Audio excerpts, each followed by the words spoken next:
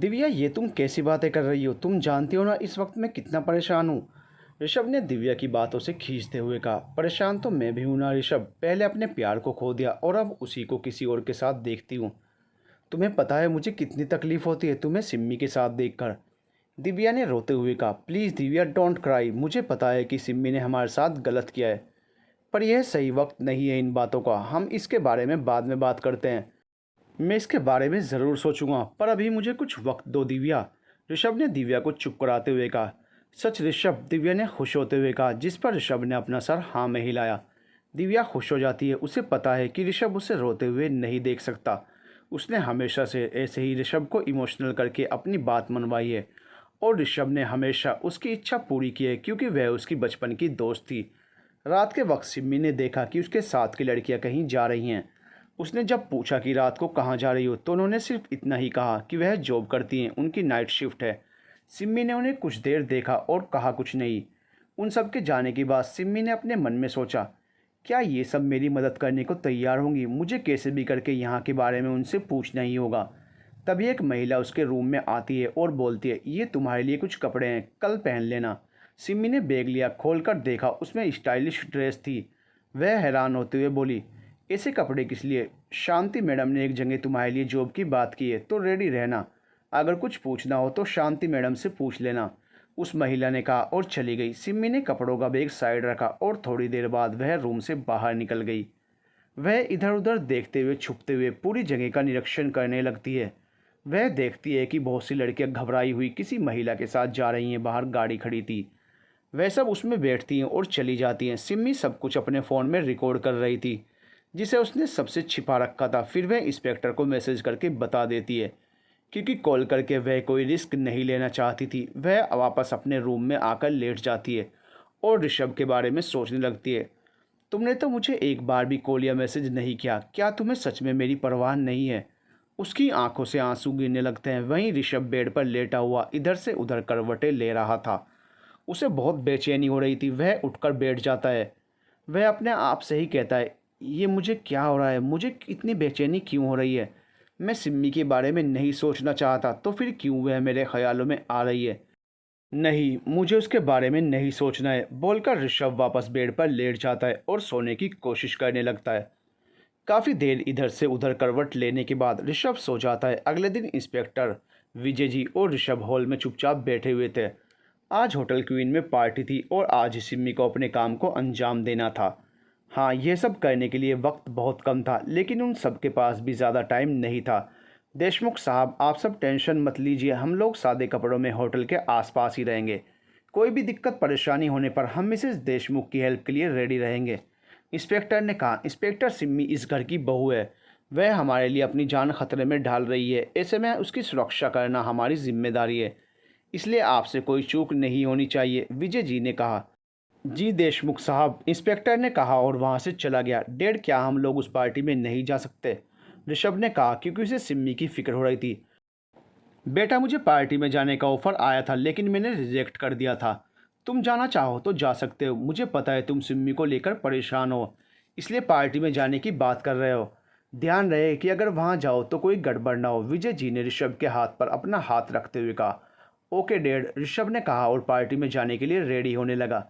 वैसे तो उसे पॉलिटिकल या फिर बिजनेस पार्टी में जाना कुछ खास पसंद नहीं था, लेकिन यहाँ बात सिम्मी की थी। वह सब कुछ जानते हुए उसे खतरे में नहीं छोड़ सकता था। इधर सिम्मी शांति के सामने खड़ी थी। शांति उसे ऊपर से नीचे तक देखते हुए बोली, आज रात को एक बहुत बड़ी पार्टी है, वहाँ बहुत बड़े बड़े लोग आएंगे। मैंने तुम्हारी जॉब के लिए उनसे बात की है। अगर तुम्हारी किस्मत अच्छी हुई तो तुम्हें जॉब मिल जाएगी। सिम्मी खुश होने का नाटक करते हुए, मैडम आप कितनी अच्छी हैं, इतनी जल्दी आपने मेरी नौकरी की व्यवस्था भी कर दी। ठीक है, जाओ और जो कपड़े दिए थे वह पहनकर रेडी रहना। बड़े लोगों की पार्टी है, कुछ गड़बड़ नहीं होनी चाहिए। शांति ने सिम्मी को समझाते हुए कहा। जी मैडम, सिम्मी ने कहा और चली गई। शांति भी रात की तैयारी करने लगी, क्योंकि इस बार वह लंबा हाथ मारने वाली थी। होटल क्वीन में पार्टी चल रही थी। उसमें देश विदेश के रईस, बिजनेसमैन, नेता लोग शामिल थे। पार्टी को देखकर अंदाज़ा लगाया जा सकता था कि इन सब के लिए बहुत खर्चा हुआ है। शांति भी रस्तोगी साहब के साथ खड़ी सबसे बातें कर रही थी और बार बार अपना फ़ोन देख रही थी। पार्टी तो स्टार्ट हो चुकी थी। वह सब कहाँ हैं? रस्तोगी साहब ने धीरे से शांति से कहा। वह सब निकल चुकी हैं, किसी भी वक्त मैसेज आ सकता है। आप बस अपना वादा याद रखना, शांति ने धीरे से मुस्कुराते हुए कहा। बस तुम मेरे मेहमानों को खुश कर दो, मैं अपना वादा ज़रूर पूरा करूँगा, रस्तोगी साहब ने हल्के से मुस्कुराते हुए कहा। तभी शांति के फ़ोन पर मैसेज आता है, जिसे देखकर वह खुश हो जाती है। रस्तोगी साहब, वह सब आ गई हैं और होटल रूम में हमारा वेट कर रही हैं। ठीक है, तुम जाओ और उनको समझा कर ले आओ, रस्तोगी साहब ने शांति को कहा और सबसे बातें करने लगे। शांति रूम में जाती है तो कुल 20 लड़कियां बैठी हुई थी, जिनमें से सिम्मी भी एक थी। वह हर एक्टिविटी पर नज़र बनाए हुए थी। देखो, मैंने जैसा तुम सबको समझाया था, बिल्कुल वैसे सबसे अच्छे से पेश आना है, मुझे कोई शिकायत नहीं मिलनी चाहिए। मेरा मतलब है कि तुम लोगों से जो काम बोला जाए बिना नानुकुर के करना है, शांति ने सबको समझाते हुए कहा। जिस पर सभी ने अपना सर हाँ में हिलाया और शांति के साथ जाने लगी।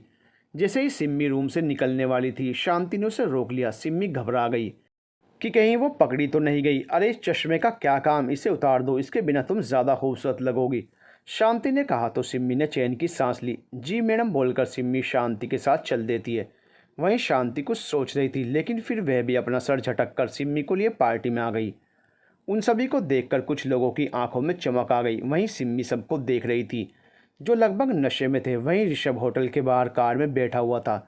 वह सोच रहा था कि वह अंदर जाए या नहीं, क्योंकि शांति उसको पहचानती है। इनविटेशन तो उनकी फैमिली को भी मिला था, फिर भी उसे डर था कि कहीं उसकी वजह से सिम्मी मुसीबत में ना फंस जाए। शांति ने सिम्मी को रस्तोगी साहब से मिलवाया तो रस्तोगी साहब सिम्मी को देखते रह गए। सिम्मी ने ब्लैक फिस्टेल ड्रेस पहन रखा था, जिसमें वह बहुत गॉर्जियस लग रही थी। ब्लैक कलर उसके गोरे रंग पर बहुत अट्रैक्टिव लग रहा था।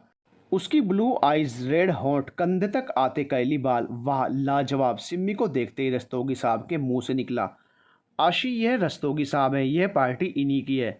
ये बहुत बड़े नेता हैं, जनता की मदद करना इनको बहुत अच्छा लगता है।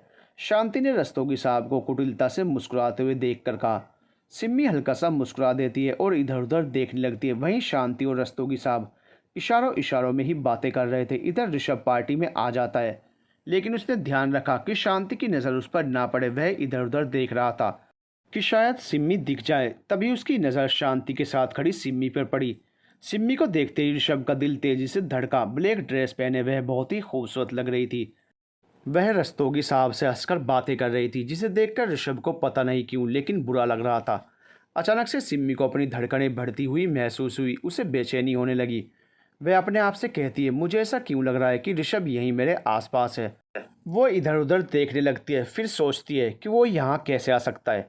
तभी लाइट्स ऑफ होती हैं और डांस फ्लोर पर फोकस पड़ते ही सॉन्ग प्ले होता है और कुछ बैले डांसर्स डांस करने लगती हैं और सभी लोग डांस इंजॉय करने लगते हैं।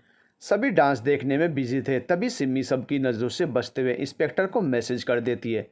फिर वापस रस्तोगी साहब और शांति के पास खड़ी हो जाती है। रस्तोगी साहब सिम्मी के कंधे से पकड़कर अपनी तरफ करते हुए, तुमने तो कुछ लिया ही नहीं, ऐसे ही खड़ी हो। सिम्मी ज़बरदस्ती मुस्कुराते हुए कहती है, नहीं, हमें कुछ नहीं चाहिए, बस हमारी नौकरी पक्की है कि नहीं बता दीजिए। रस्तोगी साहब सिम्मी को घूरते हुए, तुम जैसी खूबसूरत लड़की को कोई मना कर सकता है क्या। वहीं एक साइड कोने में खड़ा ऋषभ रस्तोगी को देखकर गुस्से में लाल हो रहा था। वह अपने आप से बोलता है, बुढ़ा हो गया है, लेकिन देखो कैसे रासलीला रचा रहा है। 4 धाम यात्रा की उम्र हो गई है और यहाँ काले धंधे कर रहा है, बेशर्म इंसान। तभी एक वेटर आकर सिम्मी को ड्रिंक देता है, जिसे पीने के लिए सिम्मी मना करती है, लेकिन शांति के बहुत ज़ोर देने पर वह उसे ड्रिंक पीना पड़ता है। थोड़ी ही देर में उसे अपना सर घूमता हुआ सा महसूस होता है। उसे सब धुंधला धुंधला दिखाई देने लगता है और साथ ही दिखाई देती है शांति और रस्तोगी साहब के चेहरे पर शैतानी हंसी। ऋषभ ने देखा कि सिम्मी ने अपना सर पकड़ा हुआ है। उसे बहुत घबराहट होती है, पर वह सामने भी नहीं जा सकता था। वह जानता था कि सिम्मी सब हैंडल कर लेगी, इसलिए वह सही वक्त का इंतज़ार कर रहा था। वहीं किसी और की भी नज़रें उन सब पर बनी हुई थी। उसकी आंखें गुस्से से लाल थी। ऐसा लग रहा था कि वह अभी सबकी जान ले लेगा। मैडम, मेरा सर बहुत घूम रहा है, सिम्मी ने किसी तरह खुद को संभालते हुए कहा। लगता है तुम्हारी तबीयत ख़राब हो रही है, चलो तुम्हें रूम में लेकर चलती हूँ, शांति ने कहा और रस्तोगी साहब को कोई इशारा करते हुए सिम्मी को लेकर चली गई। ऋषभ छिपते हुए सिम्मी और शांति के पीछे जा रहा था। तभी वह एक वेटर से टकरा जाता है। वेटर उसे सॉरी बोलता है, जिस पर ऋषभ उसे जाने का इशारा करता है। वह पलटता है तो उसे सिम्मी और शांति कहीं नज़र नहीं आती। ओ गॉड, ये दोनों कहाँ गई, अब कैसे पता करूं, ऋषभ ने खुद से कहा और सिम्मी को ढूंढने लगा। शांति सिम्मी को एक रूम में लेकर आती है और उसे बेड पर बैठा देती है।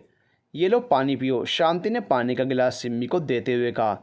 सिम्मी पानी पी लेती है। वह अपने मन में सोचती है, ये मुझे क्या हो रहा है, मुझे होश में रहना होगा, नहीं तो मैं सच कैसे पता लगा पाऊंगी। ज़रूर इस शांति ने मुझे कुछ पिला दिया है जिसकी वजह से मुझे नशा सा हो रहा है। सिम्मी झटके से उठती है और वॉशरूम में चली जाती है। वह ठंडे पानी से अपना मुंह धोने लगती है और उल्टी करने लगती है, जिससे नशा थोड़ा कम हो जाता है। पर इन सब में उसने ध्यान ही नहीं दिया कि उसकी आंखों में लगा ब्लू लेंस निकल चुका है। सिम्मी को थोड़ी राहत महसूस होती है। वह जब वॉशरूम से बाहर आती है तो उसे शांति कहीं नज़र नहीं आती। फिर वह ध्यान से रूम को देखती है। उसे यह रूम कुछ अलग सा लगता है।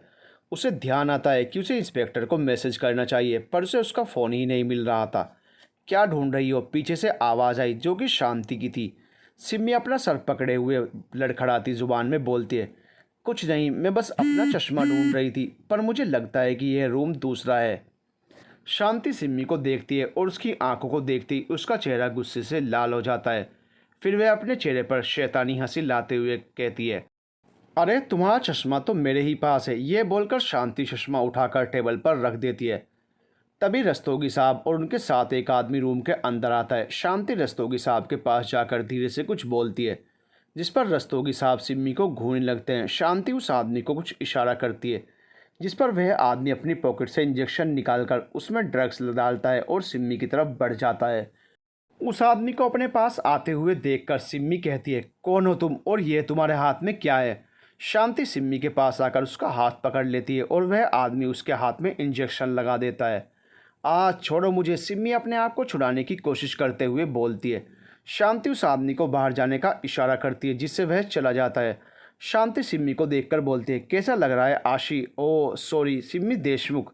सिम्मी हैरान नज़रों से शांति को देखती है, जिस पर शांति उसके बाल पकड़कर खींचते हुए मिरर के पास ले जाती है। सिम्मी मिरर में देखती है कि उसकी आंखों में लेंस नहीं है। वह झटके से शांति को अपने से दूर धक्का देती है। धीरे धीरे उस पर ड्रग्स का असर हो रहा था। वहीं रस्तोगी साहब आराम से सोफे पर बैठे हुए मुस्कुरा रहे थे। तुम तो बहुत चालाक निकली सिम्मी, मुझे लग रहा था कि मैंने तुम्हें कहीं देखा है, लेकिन अपना वहम समझकर भूल गई। लेकिन आज जब तुम पार्टी में सबसे छिपकर किसी को मैसेज कर रही थी, मेरी नज़र तुम पर पड़ गई। तुम्हें तो लगा कि किसी ने देखा ही नहीं, पर हमारी नज़रों से बचना बहुत मुश्किल है, और फिर बाकी का राज तुम्हारी आंखों ने खोल दिया। शांति ने सिम्मी के सामने उसका फ़ोन दिखाते हुए कहा। शांति की बात पर सिम्मी हंसते हुए बोली, जब तुम्हें सच पता चल ही गया है तो जेल जाने के लिए रेडी हो जाओ। खुद की जान खतरे में है और मुझे धमका रही है। शांति ने सिम्मी के जबड़ों को अपने हाथ से भींचते हुए कहा। सिम्मी किसी तरह शांति को अपने से दूर करती है और लड़खड़ाती जुबान में बोलती है, तुम लोग मेरा कुछ नहीं बिगाड़ सकते। मैं तुम्हारी सच्चाई सबको बताऊंगी। सच्चाई बताने के लिए तुम्हारा जिंदा होना ज़रूरी है। शांति कुटिलता से मुस्कुराते हुए बोलती है। फिर सिम्मी को घूरते हुए कहती है, तुझे क्या लगा तू इतनी आसानी से अपनी सास को बचा लेगी? अरे उसने मुझ पर हाथ उठाया था, शांति पर। कितने अच्छे से मेरा धंधा चल रहा था। तेरी सास की वजह से सब बर्बाद हो गया। सब कुछ मुझे शुरू से शुरू करना पड़ा। अरे कितनी कमाई होती है लड़कियों को बेचने से, तुझे क्या पता? मेरा पति भी मुझे गलत काम करने के लिए टोकता रहता था। पहुंचा दिया ऊपर उसको। अब तेरी सास की बारी है। उस पर जो झूठा इल्ज़ाम लगाए उससे वह कभी बच ही नहीं पाएगी। शांति और रस्तोगी साहब दोनों ज़ोर ज़ोर से हंस रहे थे। रस्तोगी साहब ने सिम्मी को बेड पर धक्का दिया और कहा, हमने सोचा जब तुझे मार नहीं है तो क्यों ना थोड़े मज़े ले लिए जाएं। उसके बाद तो तेरी लाश को ऐसे ठिकाने लगाएंगे कि किसी को तेरा नामो निशान नहीं मिलेगा। सिम्मी को सब कुछ धुंधला धुंधला नज़र आ रहा था। उसे बहुत प्यास लग रही थी। उसका गला सूख रहा था। वह अपने आप को होश में रखने की पूरी कोशिश कर रही थी। रस्तोगी साहब शांति को बाहर जाने के लिए बोलते हैं, जिस पर शांति मुस्कुराते हुए बाहर चली जाती है। रस्तोगी धीरे धीरे सिम्मी की तरफ बढ़ने लगता है। उसको अपनी तरफ बढ़ते हुए देखकर सिम्मी धीरे धीरे उठने लगती है। रस्तोगी जैसे ही सिम्मी का हाथ पकड़ता है, सिम्मी उसके मुंह पर एक पंच मारती है, जिससे रस्तोगी के मुंह से हल्का सा खून निकल जाता है। रस्तोगी अपना खून साफ करते हुए बोलता है, मानना पड़ेगा पूरे नशे में है, लेकिन मुकाबला करना नहीं छोड़ेगी। पर मुझे तेरे जैसी ही लड़कियां पसंद है, बिल्कुल जंगली बिल्ली। देख रस्तोगी, मेरे पास आने की कोशिश भी मत करना, नहीं तो तेरा वो हाल करूँगी कि किसी को मुंह दिखाने के लायक नहीं रहेगा। सिम्मी ने बहुत मुश्किल से कहा। रस्तोगी हंसते हुए बोला, तू पहले खुद को देख, पहले अपने आप को बचा ले। रस्तोगी सिम्मी के दोनों हाथ पकड़कर उसके चेहरे पर झुकने लगता है। तब तक सिम्मी अपने घुटने से बहुत ज़ोर से रस्तोगी के पेट में मारती है, जिससे रस्तोगी की पकड़ सिम्मी पर ढीली हो जाती है और वह कराह उठता है। मुझे कमज़ोर समझने की भूल मत करना रस्तोगी। मैं भले ही खुद को संभाल ना पाऊँ, लेकिन तुझे खड़े रहने लायक नहीं छोड़ूंगी। सिम्मी ने रस्तोगी को घूरते हुए कहा। रस्तोगी को अब गुस्सा आ जाता है। वह सिम्मी को खींचकर एक थप्पड़ मारता है जिससे सिम्मी बेड पर गिर जाती है। पहले ड्रग्स का असर और अब वह थप्पड़। सिम्मी सह नहीं पाती, उसको सब धुंधला दिखने लगता है। उसकी आंखें धीरे धीरे बंद होने लगती हैं। वह देखती है कि रस्तोगी उसके ऊपर झुक रहा है। वह उसे रोकने की कोशिश कर रही थी पर उसे ऐसा लग रहा था जैसे उसके शरीर में जान ही नहीं हो। फिर भी वह हार नहीं मानना चाहती थी। तभी झटके से दरवाज़ा खुलता है। कोई अंदर आता है। रस्तोगी पीछे पलटता है। उससे पहले ही वह व्यक्ति रस्तोगी के सर पर कांच की बोतल से बहुत ज़ोर से मारता है जिससे रस्तोगी के सर से खून निकलने लगता है। वह कराहते हुए खड़ा हो जाता है। वह व्यक्ति पूरी तरह से ब्लैक कपड़ों से कवर था, बस उसकी आंखें दिख रही थी। वह गुस्से में तेरी हिम्मत कैसे हुई उसे हाथ लगाने की। सिम्मी बेहोशी की हालत में सब कुछ देख रही थी पर उसे कुछ क्लियर दिखाई नहीं दे रहा था। उसने देखा उस व्यक्ति ने रस्तोगी के मुंह में कोई पाउडर डाला जिससे रस्तोगी तड़पने लगा और थोड़ी ही देर में उसका शरीर बेजान हो गया। इसी के साथ सिम्मी बेहोश हो गई। तभी वह व्यक्ति सिम्मी के पास आता है और उसको देखते हुए खुद से बोलता है, आज पूरी पार्टी में तुम ही सबसे ज़्यादा खूबसूरत लग रही थी। मेरी तो नजरें ही नहीं हट रही थी तुमसे। तुम कितनी खूबसूरत हो तुम्हें खुद नहीं पता। फिर वह सिम्मी के करीब होकर उसे देखने लगता है और उसके चेहरे पर अपना हाथ फिराने लगता है। सिम्मी कुछ कुछ बड़बड़ा रही थी। वह व्यक्ति सिम्मी को देखकर मुस्कुरा देता है और उसे किस करने के लिए उसके होंठों की तरफ बढ़ने लगता है। तभी उसे किसी के आने की आहट सुनाई देती है जिससे वह रुक जाता है। सॉरी बेबी, अभी तो मुझे जाना होगा पर जल्दी ही हमारी फिर मुलाकात होगी। तभी झटके से रूम का दरवाज़ा खुलता है और ऋषभ अंदर आता है और उसके पीछे इंस्पेक्टर। ऋषभ ने सिम्मी को देखा जो बेड पर किसी मछली की तरह तड़प रही थी। फिर उसकी नज़र रस्तोगी पर पड़ी जो कि मरा हुआ था। वह जल्दी से सिम्मी के पास जाता है। सिम्मी, सिम्मी तुम ठीक हो? प्लीज़ कुछ बोलो, यहाँ क्या हुआ है? सिम्मी होश में आओ सिम्मी। ऋषभ ने सिम्मी के गाल थपथपाते हुए कहा। उससे सिम्मी की यह हालत देखी नहीं जा रही थी। सिम्मी हल्की सी आंख खोलते हुए ऋषभ को देखती है। उसके फेस पर स्माइल आ जाती है। वह उठकर ऋषभ के सीने से लग जाती है। ऋषभ तुम आ गए, मुझे यकीन नहीं हो रहा है। ऋषभ तुम आ गए हो तो मेरी हेल्प करो, मुझे बहुत प्यास लगी है और गर्मी भी लग रही है। ऋषभ ने इंस्पेक्टर को देखा तो वह बोला, शायद मिसेज देशमुख को ड्रग्स दिया गया है। जिस पर ऋषभ ने कुछ नहीं कहा। वह सिम्मी को गले से लगाए हुए कुछ देर वैसे ही बैठा रहा। पुलिस रस्तोगी की बॉडी को लेकर चली जाती है और एक लेडी कांस्टेबल शांति को पकड़े हुए आती है। इंस्पेक्टर शांति को ले जाने का इशारा करता है और पूरे होटल को सील करने के लिए बोल देता है। पार्टी में आए कुछ लोग पुलिस के आने से परेशान हो गए थे क्योंकि यह लोग भी रस्तोगी से मिले हुए थे। वहीं कुछ जो शरीफ थे उनको माजरा क्या है समझ नहीं आ रहा था। ऋषभ सिम्मी को गोद में उठाए होटल से बाहर निकलता है और उसे कार में बैठाकर खुद बैठ जाता है। वह एक नज़र सिम्मी को देखता है जो कभी अपने बाल नोच रही थी, कभी उसकी शर्ट पकड़कर उसे अपनी तरफ खींच रही थी। वहीं एक साया उन दोनों पर अपनी नज़र बनाए हुए था। गुस्से से उसकी आंखों में खून उतर आया था। वह अपने आप से बोलता है, अब सब कुछ फाइनल करने का वक्त आ गया है। अब सिर्फ वही होगा जो मैं चाहूँगा। ऋषभ सिम्मी को लेकर घर आ गया था। हॉल में परेशान बैठे हुए विजय जी ने जब उन दोनों को देखा और सिम्मी की ख़राब हालत देखी तो वह परेशान हो गए। ऋषभ इसे क्या हुआ है? तुम तो पार्टी में गए थे ना, कुछ हुआ था क्या वहाँ? विजय जी एक ही सांस में सब पूछ गए। डैड, सिम्मी को ड्रग्स दिया गया है, बाकी बातें मैं आपको बाद में बताऊंगा, अभी सिम्मी को देखना ज़रूरी है, बोलकर ऋषभ सिम्मी को लेकर रूम में आ गया। वह जब कार में बैठा था तभी उसने डॉक्टर को कॉल कर दिया था। वह बेसब्री से डॉक्टर का वेट कर रहा था। सिम्मी की हालत देखकर वह बहुत परेशान था। सिम्मी ऋषभ का हाथ पकड़े हुए बेड पर लेटी हुई थी। वह कुछ ना कुछ बड़बड़ा रही थी। उसने झटके से ऋषभ को खींचा और उसे अपने ऊपर गिरा लिया। ऋषभ खुद को सिम्मी से दूर करने लगता है। उसे डॉक्टर पर बहुत गुस्सा आ रहा था क्योंकि वह अभी तक आए नहीं थे और इधर सिम्मी को होश ही नहीं था कि वह क्या कर रही है। तभी गेट पर नॉक होता है। ऋषभ किसी तरह उठता है और गेट ओपन करता है। उसके सामने डॉक्टर खड़े थे जिन्हें सर्वेंट उनके रूम तक लाया था। ऋषभ ने उन्हें अंदर आने का इशारा किया और सिम्मी की कंडीशन के बारे में बताया। डॉक्टर सिम्मी को एंटीडोट्स का इंजेक्शन लगाते हैं और ऋषभ से बोलते हैं, देखिए मैंने इन्हें एंटीडोट्स दे दिया है, सुबह तक यह ठीक हो जाएंगी, तब तक आपको इनका ध्यान रखना है। ध्यान रखिएगा कि पेशेंट अपने आप को हार्म न करे क्योंकि ड्रग्स की वजह से वह अपने कंट्रोल में नहीं है। डॉक्टर और भी बातें और हिदायतें देकर सर्वेंट के साथ चले जाते हैं। ऋषभ सिम्मी को देखता है, फिर अलमारी से कपड़े निकालकर फ्रेश होकर आता है। वह एक नज़र सिम्मी पर डालता है जो अपनी ड्रेस निकालने की कोशिश कर रही थी। ऋषभ भागकर सिम्मी के पास जाता है और उसे रोकते हुए बोलता है, सिम्मी ये क्या कर रही हो? डॉक्टर ने तुम्हें रेस्ट करने को बोला है, चुपचाप लेट जाओ। ऋषभ, मुझे बहुत गर्मी लग रही है, प्लीज़ मेरी हेल्प करो, तुम सुनते क्यों नहीं हो मेरी? सिम्मी ने ऋषभ का हाथ पकड़ते हुए कहा। ऋषभ ने सिम्मी को देखा जिसके चेहरे पर बहुत दर्द था।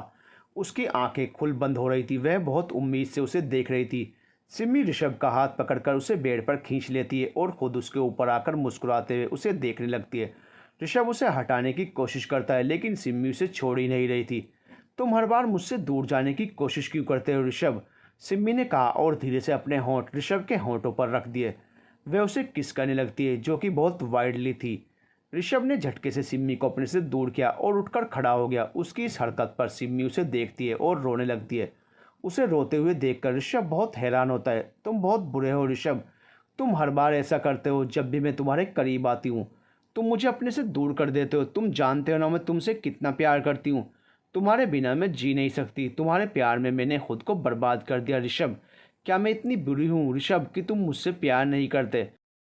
सिम्मी रोते हुए बोलती है। ऋषभ सिम्मी को रोते हुए देखकर उसे चुप कराते हुए कहता है, सिम्मी तुम रेस्ट करो, हम कल बात करेंगे। वह जैसे ही सिम्मी का हाथ पकड़ता है, सिम्मी झटके से उसे धक्का देकर अपने से दूर कर देती है। सिम्मी रोते हुए ही कहती है, मत दिखाओ मुझे ये झूठी हमदर्दी। मुझे भी तकलीफ़ होती है पर तुम हो कि तुम्हें मेरी तकलीफ़ दिखाई ही नहीं देती है, या फिर शायद तुम देखना ही नहीं चाहते हो। कोई मेरा नहीं है, कोई भी नहीं। तुम जाओ ऋषभ, मुझे किसी की ज़रूरत नहीं है। उसके बाद सिम्मी कुछ ना कुछ बोलते हुए सो जाती है और ऋषभ सोई हुई सिम्मी को देखता है और उसकी कही गई बातों के बारे में सोचता है।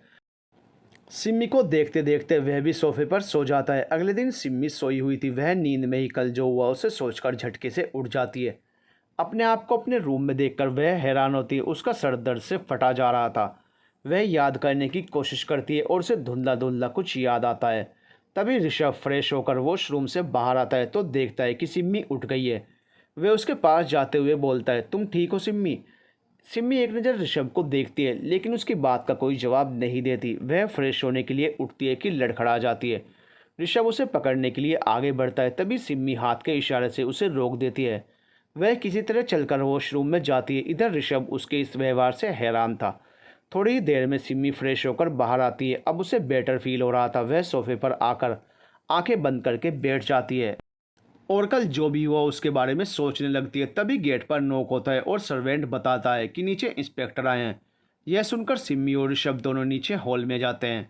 अब आप कैसी है मिसेज देशमुख? इंस्पेक्टर ने सिम्मी को देखकर कहा। I am fine inspector, Simmi ने सोफे पर बैठते हुए कहा। उसकी बगल में ऋषभ भी बैठ जाता है। विजय जी वहाँ पहले से बैठे हुए थे। मिसेज देशमुख, आपको पता है कि रस्तोगी साहब की डेथ हो गई है, इंस्पेक्टर ने कहा, जिस पर सिम्मी ने हैरान होकर अपना सर ना में हिलाया। उनकी डेथ हार्ट अटैक से हुई है। आप बता सकते हैं कि कल वहाँ क्या हुआ था? इंस्पेक्टर ने पूछा। उसके बाद सिम्मी ने जहाँ तक उसे याद था सब बता दिया। आई थिंक हमें एक बार शांति से मिल लेना चाहिए। इतने बड़े कांड के बाद उसका क्या कहना है देखते हैं, सिम्मी ने कुछ सोचते हुए कहा, जिस पर सभी ने सहमति में सर हिलाया। कुछ ही देर में वह सब पुलिस स्टेशन में थे और उन सबके सामने शांति के फेस पर कोई खौफ नहीं था। वह कुटिलता से मुस्कुरा रही थी। क्या बात है, जेल में बंद हो फिर भी कोई डर नहीं। अब तो तुम्हारी करतूत दुनिया के सामने होगी, फिर भी तुम बेफिक्र हो, सिम्मी ने शांति को घूरते हुए कहा। शांति हंसते हुए बोली, तुम्हें पता है ना कि अदालत सबूत मांगती है और तुम्हारे पास क्या सबूत है कि यह सब मैंने किया है कोई प्रूफ? सभी लोग कुछ देर शांति को देखते हैं क्योंकि उसने बिल्कुल सही कहा था। सबूत तो उनके पास था ही नहीं जिससे वह आरती जी को बेगुनाह और शांति को दोषी साबित कर सके। तभी सिम्मी ज़ोर ज़ोर से हंसने लगती है। उसको इस तरह हंसते हुए देखकर सभी हैरान हो जाते हैं। सिम्मी इंस्पेक्टर को कुछ इशारा करती है तो इंस्पेक्टर हाँ बोलते हुए वहाँ से चले जाते हैं। तुझे क्या लगा शांति, मेरे पास कोई प्रूफ नहीं है? प्रूफ है, वो भी ऐसा कि तू सज़ा से बच नहीं पाएगी, सिम्मी ने कहा तो शांति उसे हैरान नज़रों से देखने लगती है। तभी इंस्पेक्टर सिम्मी का चश्मा जो वह आशी बनकर पहन रही थी लेकर आते हैं। उनके हाथ में चश्मा देखकर सभी हैरान हो जाते हैं। देख शांति, देखने में यह मामूली सा चश्मा है लेकिन ये एक छोटा सा वॉइस रिकॉर्डर भी है। कल तुमने अपने जो भी गुनाह कबूल किए वह सब इसमें रिकॉर्ड है, सिम्मी ने कहा तो शांति के चेहरे पर डर के भाव आ जाते हैं।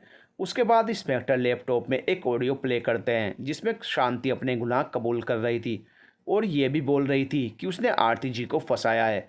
यह सब सुनने के बाद शांति रोने लगती है और सबसे माफ़ी मांगने लगती है क्योंकि उसे पता था कि अब उसके बचने के चांसेस नहीं हैं। सिम्मी शांति के पास आकर खींचकर उसे एक थप्पड़ मारती है और बोलती है, तुमने औरत को कमज़ोर समझने की भूल की है और देखो आज तुम्हें एक औरत ने ही बर्बाद कर दिया। तुम खुद एक औरत होकर दूसरी औरतों की ज़िंदगी के साथ खिलवाड़ कर रही थी।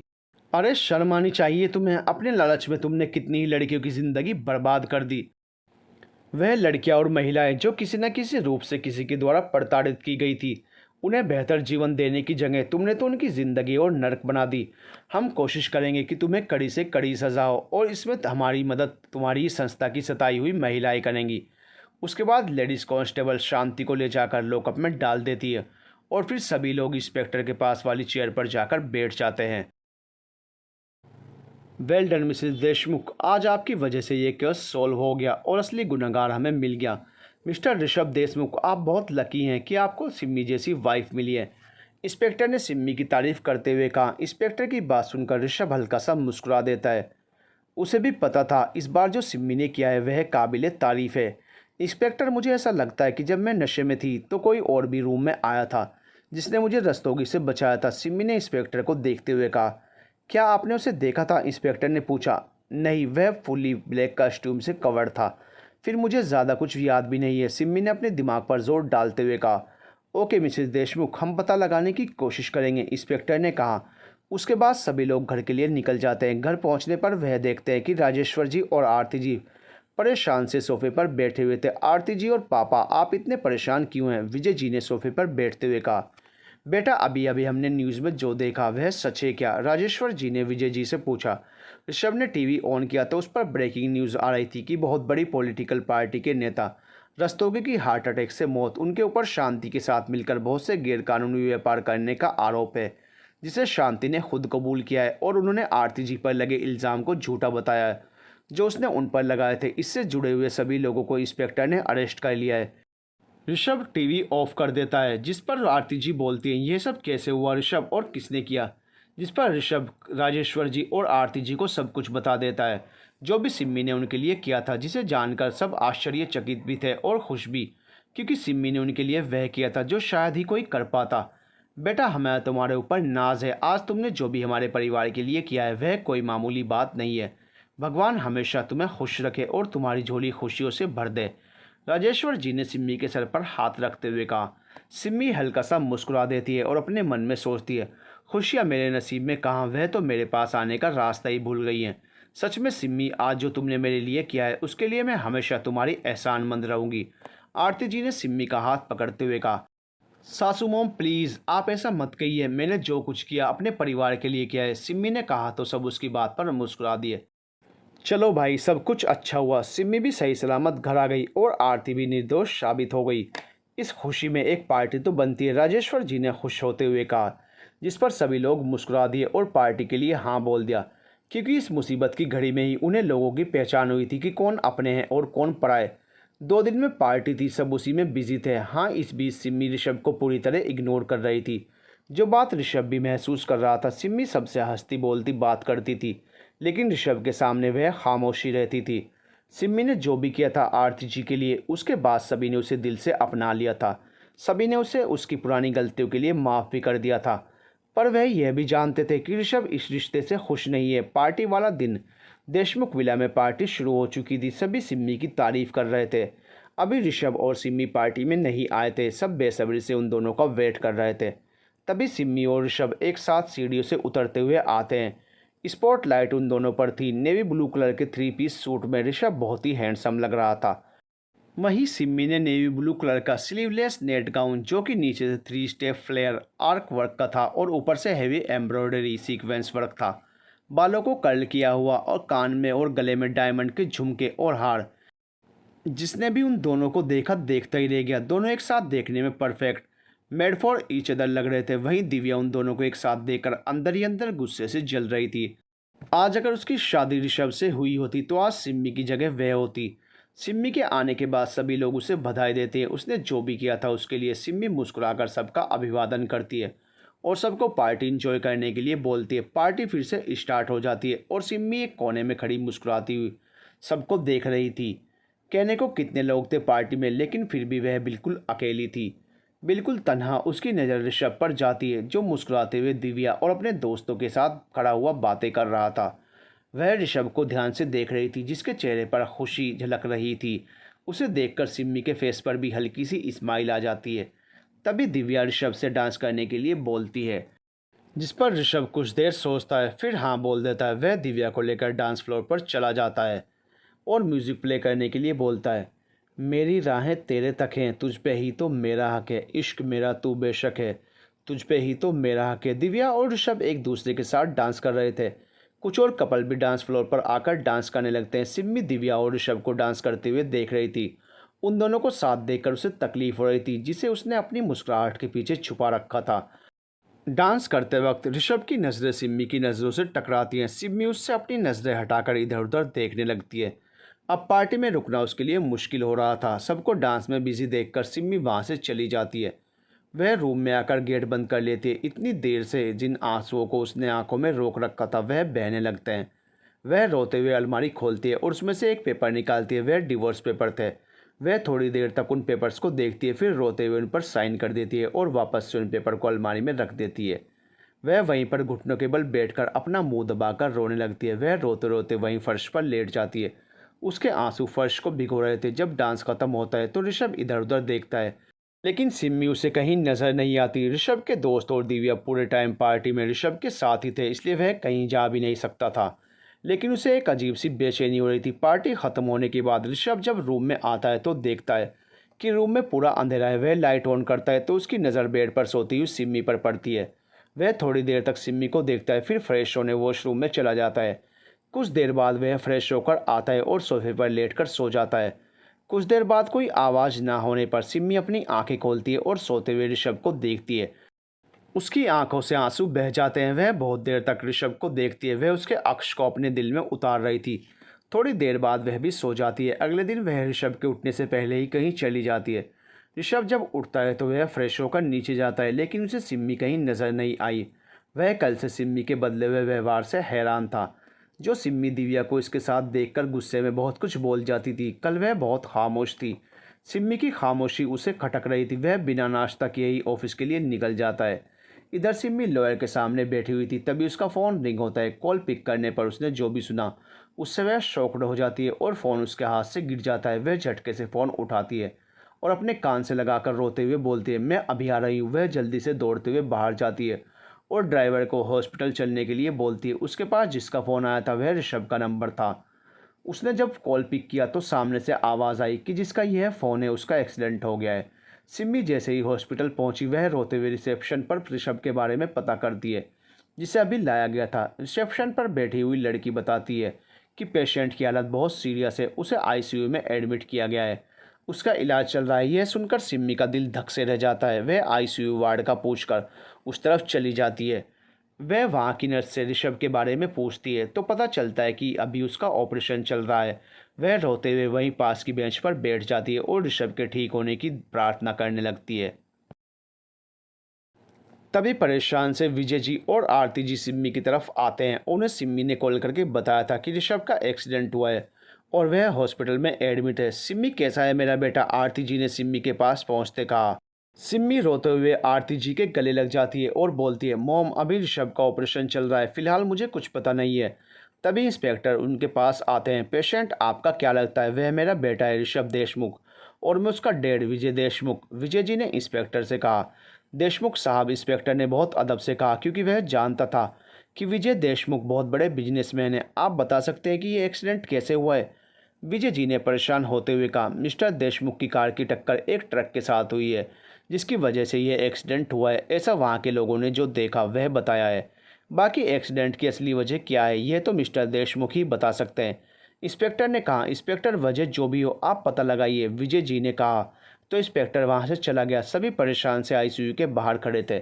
आरती जी और सिम्मी का रो रो कर बुरा हाल था। सिम्मी अपने आप को संभाल कर किसी तरह आरती जी को शांत करवाती है, क्योंकि इस वक्त उसे कमज़ोर नहीं पड़ना था बल्कि अपने परिवार की ताकत बनना था। आरती जी और विजय जी भगवान से प्रार्थना कर रहे थे कि उनके बच्चे को कुछ ना हो।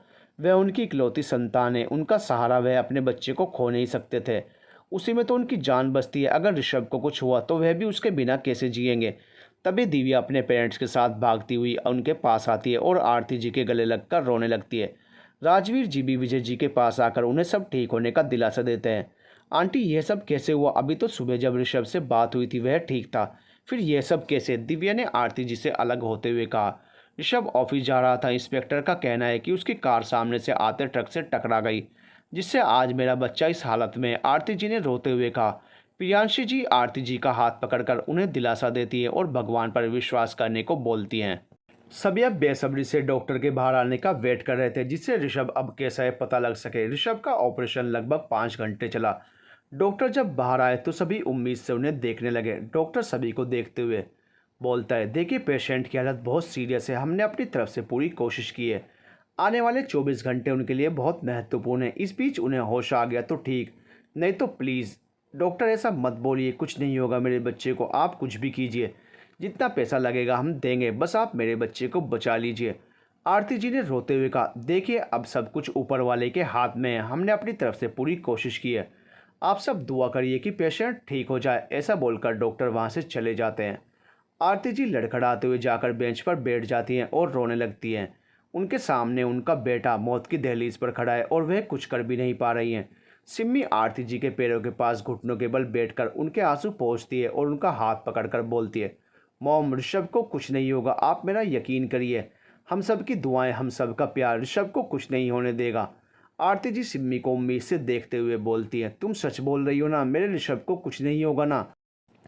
हाँ मोम, पर अब आप चुप हो जाइए, अगर ऋषभ ने आपको ऐसे देखा तो उसे बहुत बुरा लगेगा। सिम्मी ने प्यार से कहा। वहीं दिव्या उन दोनों को ऐसे देखकर जल भुन रही थी। वह रोते हुए आरती जी के पास जाती है और उनका हाथ सिम्मी के हाथों में से लेकर बोलती है, आंटी ऋषभ को कुछ नहीं होगा, देखना वह बिल्कुल ठीक हो जाएगा, मेरा प्यार उसे मौत की दहलीज से वापस खींच लाएगा। दिव्या की बात पर आरती जी हल्का सा मुस्कुरा देती है। वहीं सिम्मी कुछ नहीं बोलती है, क्योंकि इस वक्त उसे बस ऋषभ की फिक्र थी। धीरे धीरे वक्त बीत रहा था और सबको घबराहट हो रही थी, क्योंकि अभी तक ऋषभ को होश नहीं आया था। सभी मन ही मन ऋषभ के ठीक होने की प्रार्थना कर रहे थे। सिम्मी चुपचाप खड़ी होती है, एक नज़र सबको देखती है और वहाँ से चली जाती है। वह हॉस्पिटल से बाहर जाती है और ऑटो में बैठकर निकल जाती है। थोड़ी देर में ऑटो एक मंदिर के आगे रुकता है। सिम्मी ऑटो वाले को पैसे देकर मंदिर में चली जाती है। यह वही मंदिर था जहाँ ऋषभ और उसकी शादी हुई थी। वह अपने दोनों हाथ जोड़कर भगवान के सामने खड़ी हो जाती है और ऋषभ की सलामती की दुआ करने लगती है। हे महादेव, आपके इसी मंदिर में मेरी और ऋषभ की शादी हुई थी। मुझे पता है कि वह सब मेरे जुनून में हुआ था, लेकिन फिर भी आप हमारी शादी के साक्षी हैं। आपके मंदिर में मुझे सुहागन होने का सौभाग्य मिला। अब आपके ही हाथ में है कि आप मेरे सुहाग की रक्षा करेंगे, आप उसे कुछ नहीं होने देंगे। महादेव, आप अगर मेरी जान लेना चाहें तो ले लीजिए, लेकिन मेरे ऋषभ को बचा लीजिए। मैं ऋषभ से बहुत प्यार करती हूँ, अगर उसे कुछ हुआ तो मैं भी जी नहीं पाऊंगी। सिम्मी रोते हुए महादेव से प्रार्थना कर रही थी। वह गौरी माता को सिंदूर लगाकर उनका आशीर्वाद लेते हुए उनकी चरणों से सिंदूर उठाकर अपनी मांग में भर लेती है। उसके बाद वह गौरी शंकर की प्रतिमा को प्रणाम करके वापस हॉस्पिटल के लिए निकल जाती है। हॉस्पिटल जाकर वह देखती है तो अभी तक ऋषभ को होश नहीं आया था। वह आईसीयू के बाहर कांच में से ऋषभ को देखती है। मशीनों से घिरा हुआ ऋषभ, चेहरे पर और जगह जगह पट्टी बंधी हुई। उसे देखते ही सिम्मी रोने लगती है। वह अपने मन में बोलते, प्लीज़ ऋषभ होश में आ जाओ, तुम्हें होश में आना होगा। अपने मॉम डैडी के लिए, मेरे प्यार के लिए तुम्हें अपनी आंखें खोलनी ही होंगी। ऋषभ, तभी ऋषभ के हाथों में हलचल होती है, जिसे देखते ही सिम्मी खुशी से डॉक्टर को बुलाने लगती है और आरती जी और विजय जी को ऋषभ के होश में आने की बात बताती है। डॉक्टर जल्दी से नर्स के साथ अंदर जाते हैं और ऋषभ को चेक करने लगते हैं। वह देर तक ऋषभ को चेक करने के बाद उसे वीआईपी वार्ड में शिफ्ट करने को बोलते हैं और बाहर आते हैं। अब ऋषभ कैसा है डॉक्टर? विजय जी ने परेशान होते हुए पूछा। देखिए अब पेशेंट खतरे से बाहर है, सब आपकी दुआओं का असर है, सब कुछ ठीक है। लेकिन क्या डॉक्टर? आरती जी ने डॉक्टर की बात सुनकर घबराते हुए कहा। डॉक्टर की आधी बात सुनकर सभी घबरा गए थे। जब डॉक्टर ने कहा कि सब कुछ ठीक है तो फिर प्रॉब्लम क्या है? देखिए पेशेंट का एक्सीडेंट बहुत ही बुरे तरीके से हुआ था, जिससे उन्हें बहुत चोटें आई हैं। एक्सीडेंट के वक्त उनकी बॉडी में कुछ कांच घुस गए थे, जिन्हें हमने निकाल दिया, लेकिन कुछ कांच उनकी आंखों में चले गए हैं, जिसकी वजह से पेशेंट की आंखों को बहुत नुकसान हुआ है, जिससे उनकी आंखों की रोशनी चली गई है। डॉक्टर ने कहा तो यह सुनकर सब शॉक्ड हो गए। डॉक्टर, आप ये क्या बोल रहे हैं? नहीं, ऐसा नहीं हो सकता, आरती जी ने रोते हुए कहा। प्रियांशी जी और सिम्मी उन्हें संभाल रही थी। यह वक्त सबके लिए मुश्किल था। देखिए पेशेंट बच गया, यह बहुत बड़ा चमत्कार है, नहीं तो इतने भयंकर एक्सीडेंट से बचना मुश्किल था। आप लोग कुछ देर में पेशेंट से मिल सकते हैं, डॉक्टर ने कहा और चले गए। थोड़ी देर में ऋषभ को वीआईपी वार्ड में शिफ्ट कर दिया गया। सब परेशान से ऋषभ को देख रहे थे, सबकी आंखों में आंसू थे। ऋषभ को होश आने पर जब यह पता लगेगा कि वह देख नहीं सकता है तो उस पर क्या बीतेगी। उसकी तो ज़िंदगी अंधकार में डूब गई। कैसे वह इतने बड़े दर्द से उभरेगा। अभी सब यही सोच रहे थे। ऋषभ को वीआईपी वार्ड में शिफ्ट कर दिया गया था। सभी चुपचाप ऋषभ के अगल बगल खड़े थे। सबकी आंखों में आंसू थे। मॉम डैड, ऋषभ ने धीरे से कहा। आरती जी ने ऋषभ का हाथ पकड़ते हुए कहा, हाँ बेटा, हम सब यही हैं। तुम ठीक हो ना बेटा? यह सब कैसे हुआ था? पता नहीं कैसे एक्सीडेंट हो गया मॉम, पर आप बताइए कि मेरी आंखों पर पट्टी क्यों है? ऋषभ ने जैसे तैसे कहा। कमजोरी की वजह से उससे सही से बोला भी नहीं जा रहा था। कुछ नहीं बेटा, वह आंखों पर हल्की सी चोट लगी है, इसलिए आरती जी के बोलने से पहले विजय जी ने कहा और उन्होंने इशारा किया कि फ़िलहाल के लिए ऋषभ को कोई सच नहीं बताएगा। बेटा अभी तुम रेस्ट करो, फ़िलहाल तुम्हें रेस्ट की ज़रूरत है, विजय जी ने कहा और सबको बाहर चलने का इशारा किया। सभी बाहर निकल गए। सबके पीछे सिम्मी भी ऋषभ को देखते हुए बाहर चली गई। क्योंकि ऋषभ के पास ज़्यादा लोगों को रुकने की इजाज़त नहीं थी, इसलिए राजवीर जी और प्रियांशी जी कल फिर आने का बोलकर दिव्या के साथ घर निकल गए। दिव्या का मन नहीं था घर जाने का। वह ऋषभ के पास रुकना चाहती थी, लेकिन आरती जी ने उसे घर जाने को बोल दिया क्योंकि सिम्मी है वहाँ। उन लोगों के जाने के कुछ देर बाद ही इंस्पेक्टर आते हैं। कुछ पता लगा इंस्पेक्टर कि यह एक्सीडेंट कैसे हुआ था? विजय जी ने इंस्पेक्टर को देखकर कहा, सर ड्रिंक एंड ड्राइव का केस है। ट्रक ड्राइवर ने बहुत ड्रिंक किया हुआ था जिससे एक्सीडेंट हुआ। फिलहाल ट्रक ड्राइवर को हमने अरेस्ट कर लिया है और पूछताछ जारी है, इंस्पेक्टर ने कहा। ओके इंस्पेक्टर, आप जल्द से जल्द उस ट्रक ड्राइवर के खिलाफ सबूत जुटाइए जिससे उसे सज़ा मिल सके। मैं नहीं चाहता मेरे बेटे को चोट पहुंचाने वाला आसानी से छूट जाए, विजय जी ने कहा। जी देशमुख साहब, इंस्पेक्टर ने कहा और वहां से चला गया। मॉम डैड, अब आपको भी घर जाना चाहिए। रात बहुत हो गई है, फिर हमने अभी दादू को कुछ भी नहीं बताया है। आपको उनको भी सब कुछ बताकर संभालना है। सिम्मी ने कहा, नहीं सिम्मी, मैं यहीं रहूँगी अपने बेटे के पास, मैं घर नहीं जाऊँगी। आरती जी ने वार्ड की तरफ देखते हुए कहा। डैड आप समझाइए ना मोम को, ऐसे तो इनकी तबीयत ख़राब हो जाएगी। आप दोनों भी चले जाइए, सुबह सुबह आ जाना आप। सिम्मी ने विजय जी को देखते हुए कहा। विजय जी के समझाने पर आरती जी घर जाने के लिए राजी हो जाती हैं। वह एक बार सोए हुए ऋषभ को देखती हैं और सिम्मी से उसका ख्याल रखने को बोलकर वहाँ से विजय जी के साथ घर चली जाती हैं। जब वह घर पहुंचे तो राजेश्वर जी परेशान से हॉल में सोफे पर बैठे हुए थे। आरती जी और विजय जी को देखते ही उन्होंने कहा, सुबह सुबह तुम दोनों जल्दबाजी में कहाँ गए थे और ऋषभ कहाँ हैं? सिम्मी भी नहीं दिख रही सुबह से, सब ठीक तो है ना? आरती जी और विजय जी एक दूसरे को देखने लगते हैं। फिर आरती जी रोते हुए उनको ऋषभ के एक्सीडेंट और उसके ब्लाइंड होने की बात बता देती हैं। ऋषभ के एक्सीडेंट होने की बात सुनकर राजेश्वर जी लड़खड़ा जाते हैं। तब तक विजय जी उन्हें पकड़ लेते हैं और वापस से सोफे पर बैठा देते हैं। कैसा है मेरा बच्चा? मुझे अभी ऋषभ के पास जाना है, उसे देखना है, राजेश्वर जी ने रोते हुए कहा और उठकर जाने लगे। पापा अभी ऋषभ ठीक है, आप सुबह उससे मिल लेना, लेकिन अभी आपका जाना ठीक नहीं है।